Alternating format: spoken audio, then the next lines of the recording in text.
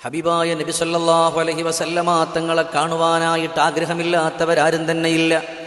ആ ഹബീബിനെ ഹൃദയാന്തരങ്ങളിൽ കൊണ്ടുവരികയും കാണുകയും ചെയ്യണമെന്ന് ആഗ്രഹിക്കുന്നവർ 40 പ്രാവശ്യം ഈ ഒരു ബൈത്ത് ചൊല്ലണം. പരിശുദ്ധമായ ബുർദയിലെ നഅം സാറാ തൈഫു മൻ അഹ്വാ ഫഅർഖനി വൽ ഹുബ്ബു യഅതരിലുൽ ലذാതി ബിൽ ആലമീ മൗലായ സല്ലി വസല്ലിം ദായിമൻ അബദാ അലാ ഹബീബിക ഖൈറിൽ ഖൽഖി കുല്ലിഹിം.